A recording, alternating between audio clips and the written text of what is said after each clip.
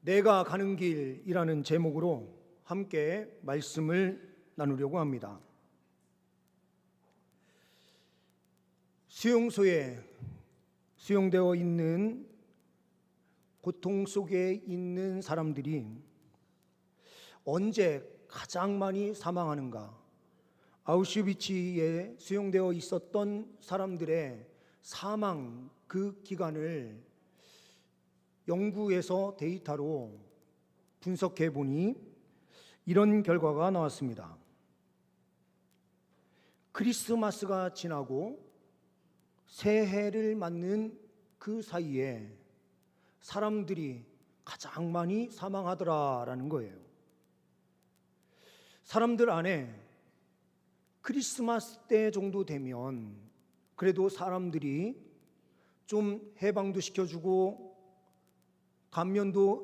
형벌을 감면시켜주고 수용소에서 나갈 수 있도록 해주는 일들이 있을 수 있다라고 하는 이 기대를 가지고 크리스마스까지 잘 버텨오는데, 크리스마스가 딱 지나면서 새해를 맞는데 자기는 항상 똑같은 감옥 생활을 해야 된다라고 할 때에 이 사람들이 무너지면서 몸 안에 면역 시스템이 완전히 붕괴되면서 결국에는 사망에 이르게 되더라라고 하는 겁니다. 추운 날씨 때문에 사람들이 죽는 것이 아닙니다. 더운 날씨 때문에 사람들이 죽음에 이르는 것이 아니었습니다.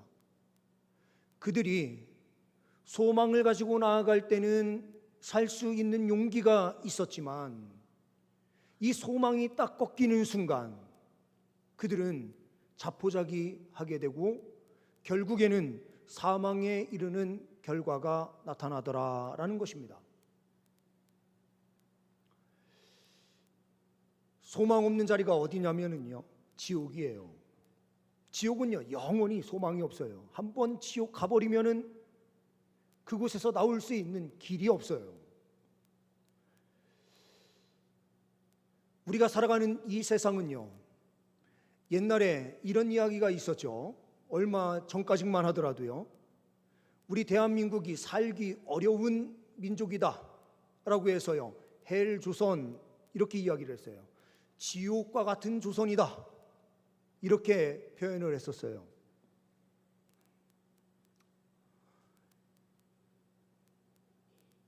그런데 이 세상은요, 아무리 힘들어도요, 소망 없는 땅이 아니라 소망이 있는 땅이에요. 그 이유가 무엇인지 우리가 말씀을 통해서 발견하고 더욱더 힘 있는 삶으로 나아갈 수 있는 은혜가 있기를 소망합니다.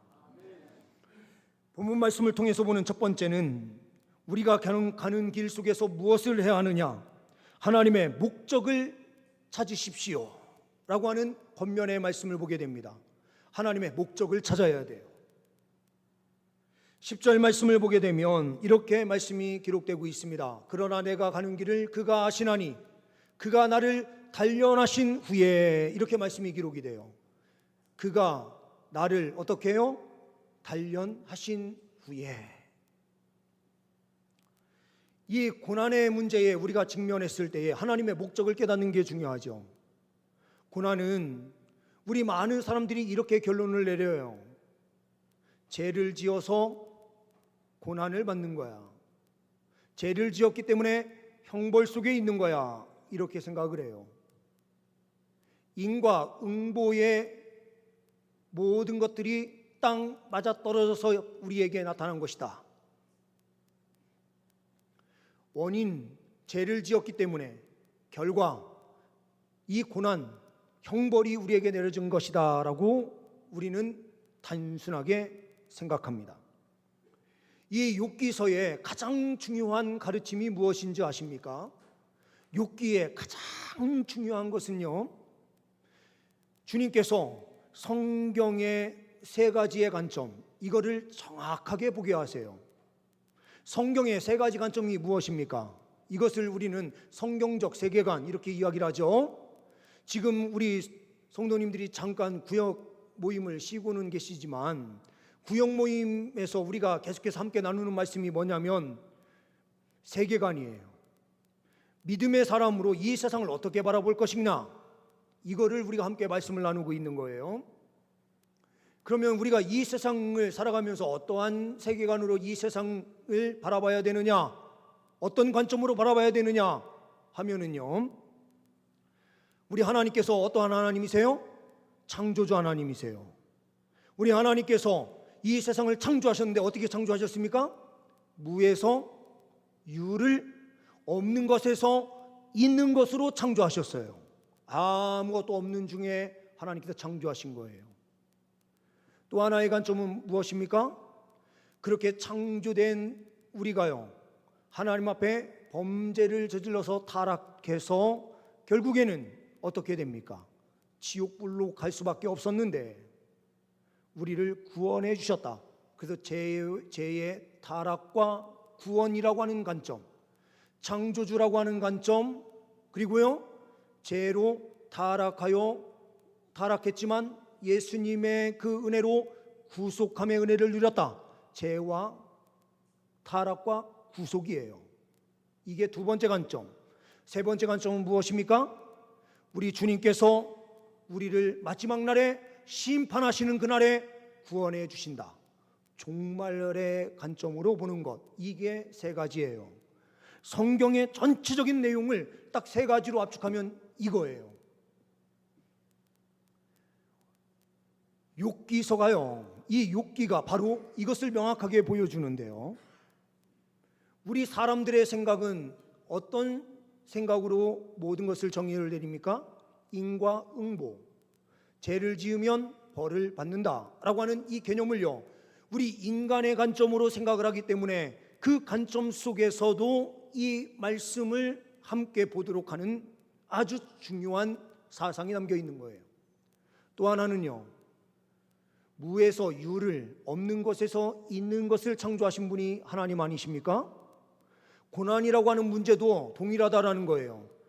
원인은 없는데 죄가 없는 의인이 형벌처럼 고난 속에 있을 수 있다. 창조의 섭리가 바로 욥을 통해서 보여지는 거예요. 그런데 이것이 진짜로 완성되어 보여주시는 분이 누구냐면 예수님이시죠.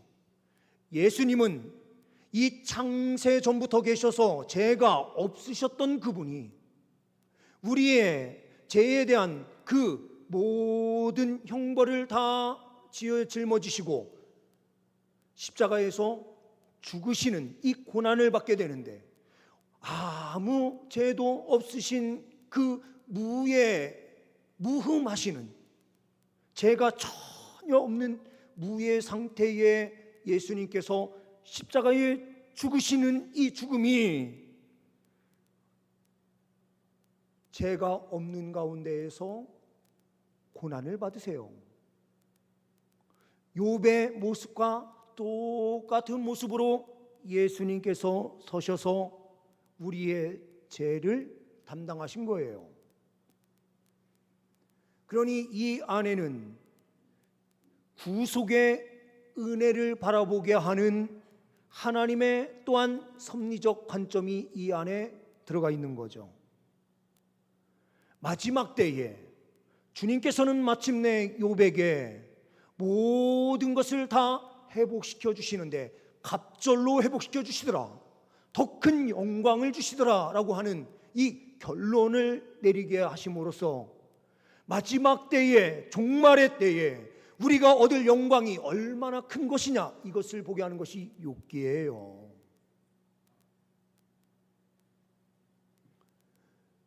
죄 없는 사람도 고난 속에 있을 수 있다라고 하는 것을 우리는 늘 생각을 해야 되거든요. 그러니요, 우리는 성도들의 고난 문제를 바라볼 때에 죄를 지었기 때문에 고난 속에 있다라고 보는 것이 아니라 하나님의 관점으로 모든 것을 보려고 하는 이 성경적 세계관이 우리에게 필요한 거예요.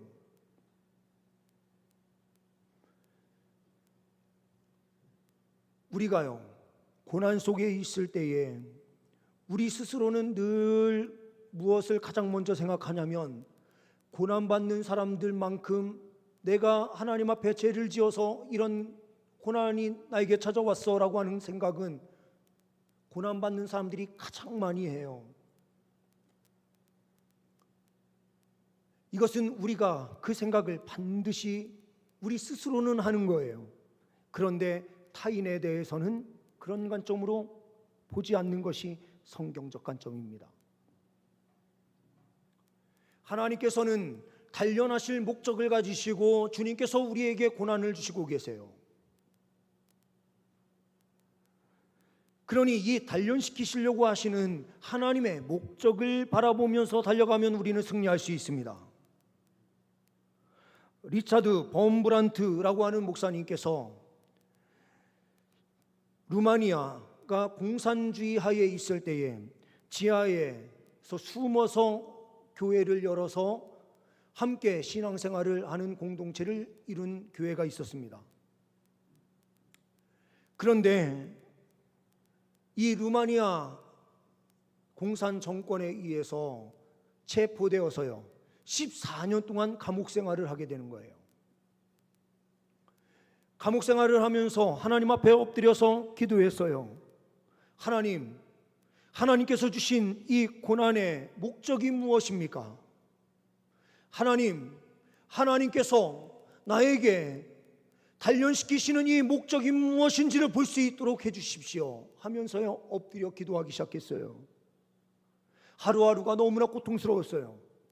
고문이 있을 때마다 너무나 힘들었어요. 그런데 엎드려 기도하는 어느 날 주님께서 이렇게 말씀하시는 거죠.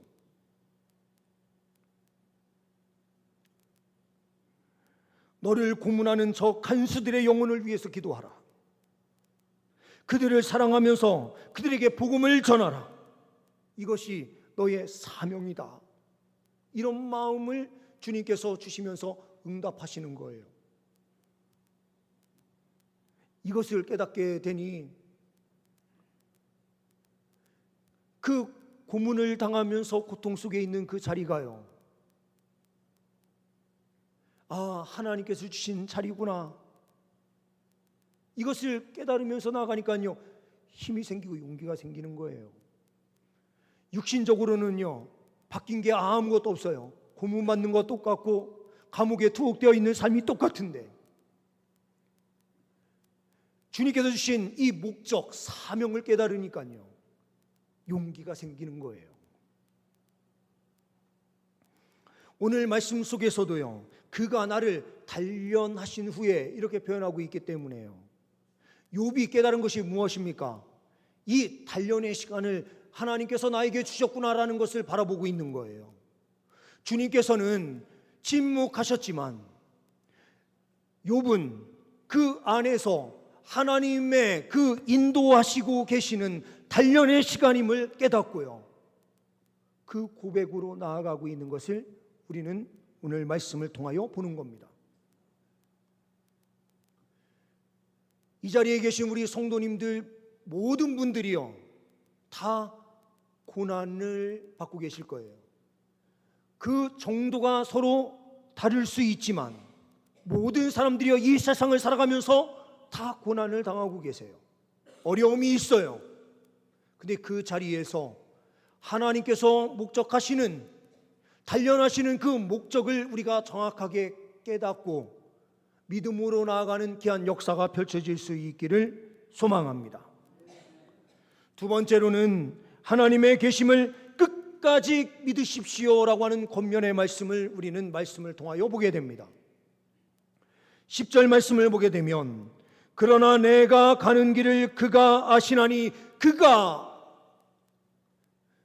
내가 가는 길을 누가 아세요? 그가요. 그가 아시는데요 그가 나를 단련하신다라고 하는 것은 하나님께서 침묵하시고 계시지만 안 계신 것이 아니라 뭐라고 말씀하시고 계시는 거예요?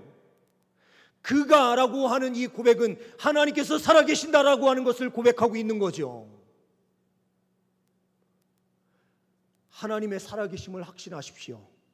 그러면 우리가 승리할 수 있어요. 제가 어렸을 때예요. 몇 살 때였는지도 정확하게 기억이 없어요. 저희 아버님이 물론 농사를 지셨지만 농사 짓는 일은 밥벌이가 되지 않으셨기 때문에 읍내에 나가셔서 일을 하셨는데요. 그 읍내에서 일한 장소가 어디냐면 저희 고모부님 댁이 그때 금성 전자 대리점을 하시고 계셨거든요. 예산 읍내에서요.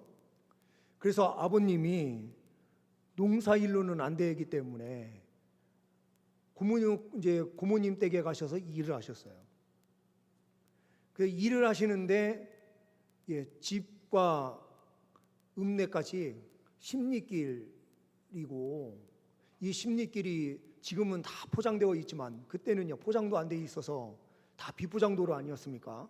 그리고 오고 가는데 걸어 다니실 수도 없고 차를 타시려면은 시간 참 애매하거든요.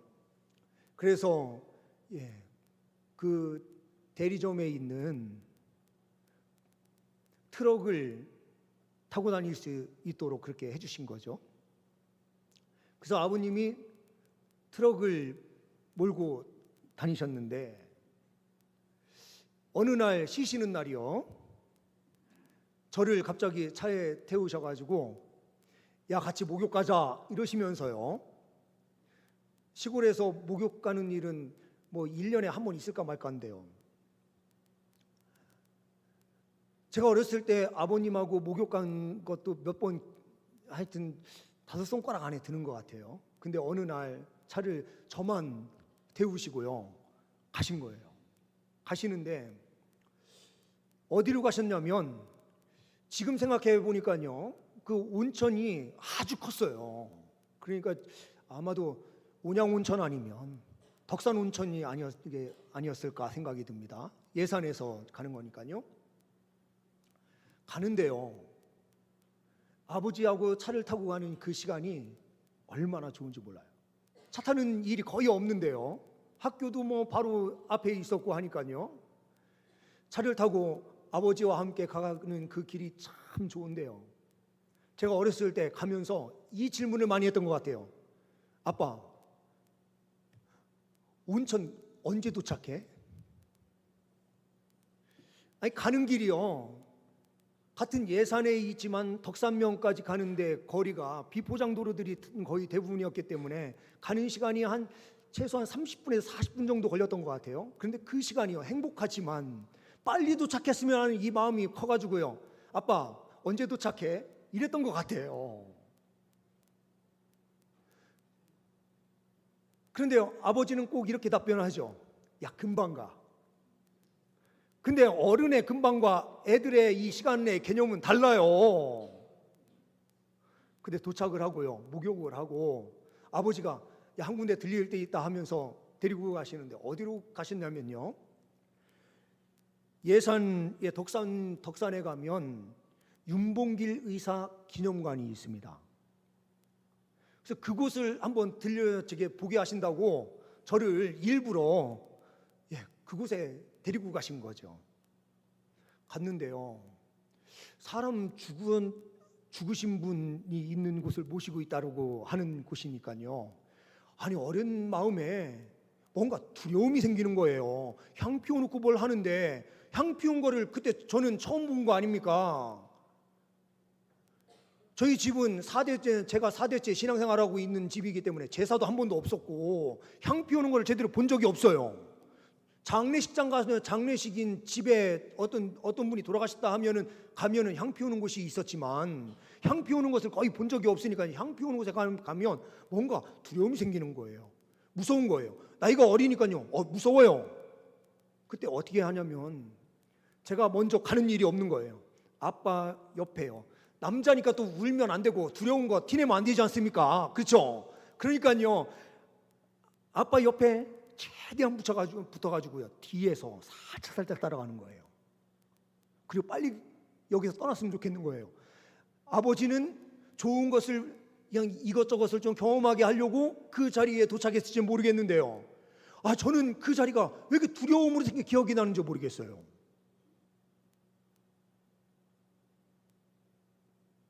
그런데요, 아버지도 아세요. 뭘 아냐? 요놈이 지금 겁먹고 있구나라는 걸 아시는 거죠. 옆에 딱 붙어서 이렇게 가는데요, 아버지가 아시는 거예요. 그러니까 웃으시면서 빨리 가자 하면서 빨리 나오시는 거죠. 우리 아이들도요, 보면은 우리가 케이블카를 타면은요, 애들이 딱 무서우면 어떻게 합니까? 옆에, 부모님 옆에 딱 달라붙는 거죠. 그러면 부모는 딱 알아요. 이놈이 이 케이블카를 타면서 겁먹고 있구나라는 걸 알아요. 그럼 어떻게 합니까? 즉시로 안아주는 거예요. 오늘 말씀해 보게 되면은요, 주님께서 그가 아시나니, 아버지가 안 계신 것이 아니고요, 아버지가 우리와 함께 하시고 계시는 거예요. 그 아버지가 어떤 아버지세요? 하나님 아버지신데 천지 만물을 창조하신 창조주 하나님이세요. 그런데 아시는데요, 뭘 아세요? 그 고난 속에서 어떤 어려움을 겪고 있는지 주님께서 아시는 분이라는 거죠. 우리는요, 그런데 그 길이 얼마나 긴 길인지 알 수 없어서요, 앞이 보이지 않아서 때로는요, 실망할 때도 있고 두려움에 휩싸일 때도 있어요. 그런데 주님께서요, 우리를 버리신 시간이 아니라 그 시간에 하나님께서요, 우리를 보시고 계시는데, 가장 위급한 상황, 어려운 상황을 아시고 주님께서요, 그때가 되면 우리를 안아주세요.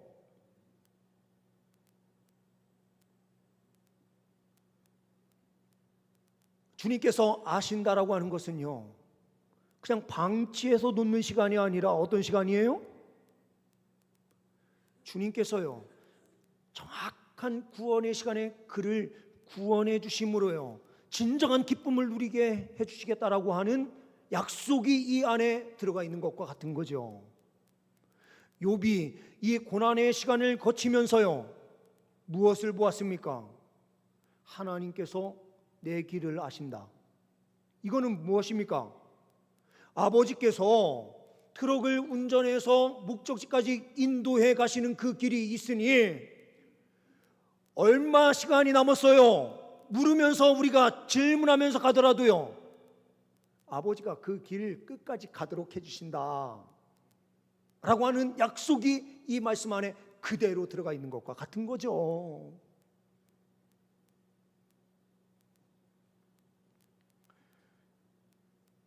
그런데 가장 중요한 것이 무엇입니까?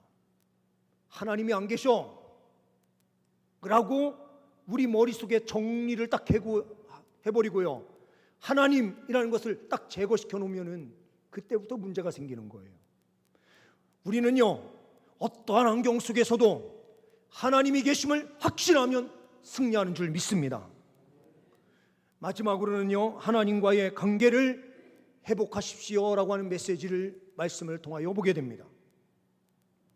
10절 말씀 마지막에 보시면 내가 순금같이 되어 나오리라 이렇게 말씀하고 있어요. 순금이 되어 나오는 그 목적이 최종 결과로 나오는 것이 하나님의 결론이에요. 그런데 이 일을 위해서요, 순금으로 나오게 하시기 위해서 무엇을 주신다고 하시는 거예요? 단련시키시는 고난의 시간을 우리에게 주신다는 거죠. 이 단련된다라고 하는 것이 무엇입니까? 순금으로 나오게 하는 것이 최종 결과를 위해서 우리를 이끄시는 것인데, 주님께서요, 하나님과의 관계를 회복시켜라 라고 하는 의미에서 그 고난의 시간을 주신다는 것 아닙니까? 그러니 결과를 위해서요, 우리가 반드시 회복해야 되는 것은 무엇이냐? 하나님과의 관계예요.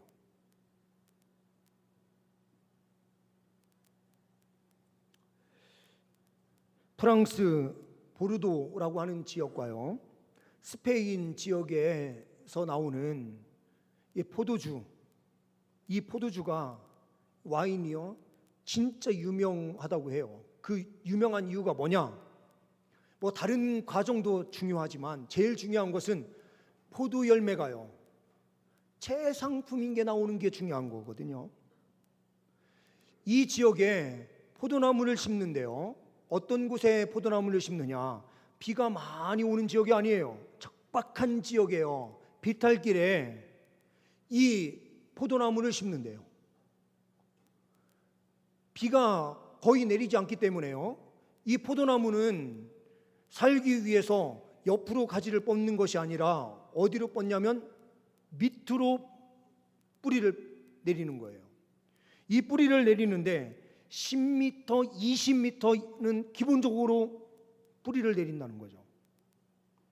10m, 20m 밑으로 내려가면서요, 안반층까지 이 뿌리가 거의 내려가는데요, 내려가는 과정 속에서 바깥에 없는 수많은 미네랄 그리고 영양분, 이것들을요 바깥에서 얻는 것보다 그 안에 있는 오래된 이런 것들을 그대로 흡수하면서 열매를 더 맛있게 맺히게 한다는 거예요. 건강한 포도나무로 자라게 된다는 거예요. 뿌리를 우리가 어디에 내려야 되느냐? 하나님을 향한 교제로 우리가 뿌리를 깊이 내리면 내릴수록요, 극상품인 포도 열매가 맺혀지는 거예요. 주님께서요, 우리에게 고난을 주시는 그 목적은 뿌리를 누구에게 더 깊이 내리라고 주시는 과정입니까?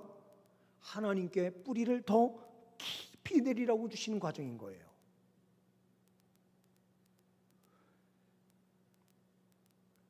우리가 이 세상을 살아가다 보면은요,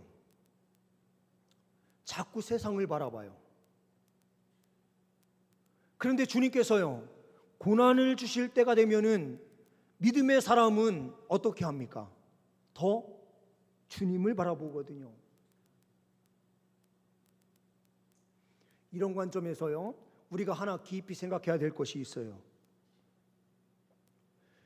우리 성도님들 가운데서 고난 중에 있는 성도님들이 계셔요. 여기 있는 모든 분들이 다 고난을 받지만 그 중에서도요, 진짜 큰 고난을 받고 있는 분들이 계세요. 그런 분들이 때로는 너무 힘들어서요, 우리에게 기도의 제목을 함께 낼 때가 있어요. 도저히 자기 혼자만의 기도로는 부족할 것 같아서, 너무 힘들어서 기도 제목을 옆에 있는 사람에게 낼 때가 있어요. 그때에 저도 마찬가지이지만 우리 그리스도인들이 가장 쉽게 하는 말이 뭔지 아십니까?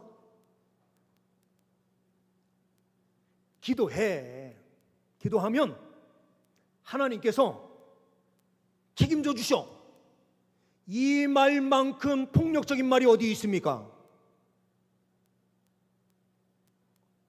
맞는 말이지만요, 고난 중에 있는 성도가 기도하면서요, 자기의 기도만으로는 도저히 버틸 수 없어서 옆에 기도의 동역자들에게 기도를 요청하는데요, 기도해. 기도하지 않아서 그 고난을 당하는 거야 라고 하는 말처럼요, 기도해. 그러면 돼. 이렇게 말하는 말처럼 폭력적인 말이 어디 있어요? 우리가요, 신앙생활을 한다고 하면서 매우 폭력적인 삶을 살 때가 있어요. 그때는요, 차라리 아무 소리 안 하는 게 가장 좋아요. 말을 한다면요, 딱 이 말만 해도 될 것 같아요. 내가 함께 기도할게. 힘내. 이 말이면 충분해요. 기도해. 기도하면 응답하는데, 아니 고난 중에 있는 성도만큼요 기도하는 사람이 어디 있어요? 고난 중에 있는 사람만큼요 진심으로 주님을 바라보는 사람이 어디 있어요? 그런데요, 우리는 이런 폭력적인 삶을 살 때가 많아요. 저도 이 말씀을 준비하면서 회개 많이 해요. 우리가요, 고난당하는 수많은 사람들을 바라보면서 위로하는 자리에 서는 것이 아니라 때로는 폭력적인 자리에 설 수 있는 거예요. 믿음이라는 이유로 나는 믿음이 있는데 너는 왜 믿음이 없어? 이렇게 지적하는 것처럼요.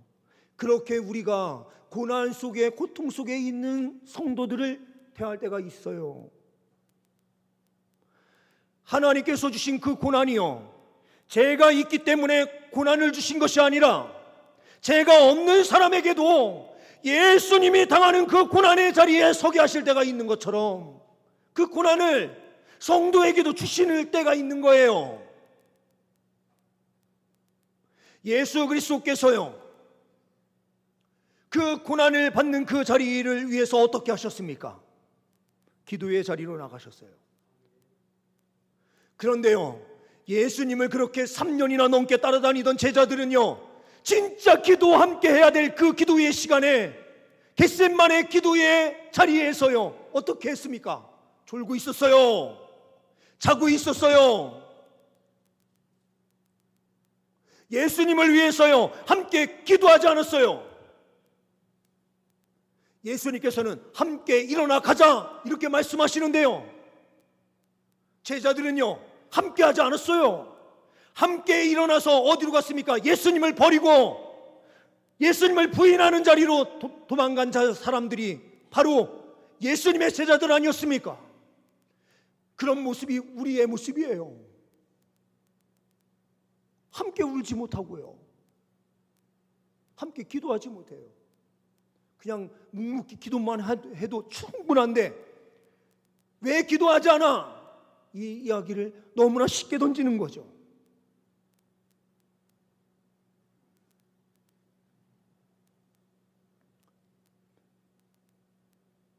우리가요 확신해야 되는 것은 무엇입니까?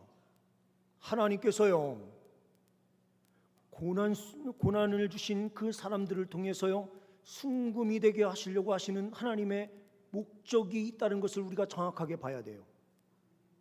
그리고 고난 중에 있는 우리 성도님들, 너무 힘드신 자리에 있으실 수 있지만 하나님께서요 순금이 되게 하시는 복을 주시려고 그 고난을 주시고 있으세요. 그러니 힘내세요. 함께 기도하는 동역자들이 있어요. 아무 말 하지 않지만 함께 기도하는 우리의 성도들, 함께하는 믿음의 공동체가 있어요. 그러니 힘을 내세요. 포기하지 마세요. 하나님이 함께 하시고 계세요. 예, 하나님께서 다 아세요. 그러니 다 아시는 하나님 확신하시면서 끝까지 믿음의 걸음 걸어가시는 주의 백성들 다 되시길 간절히 소망합니다. 기도하십니다. 하나님의 목적을 온전히 깨닫게 하여 주옵소서. 하나님의 계심을 끝까지 확신하는 우리가 되게 하여 주옵소서. 하나님과의 관계를 회복하며 우리 함께 기도하며 달려가는 귀한 공동체 되게 하옵소서. 고난을 이겨내는 승리의 공동체 되게 하옵소서. 우리 주 예수 그리스도의 이름으로 기도하옵나이다. 아멘.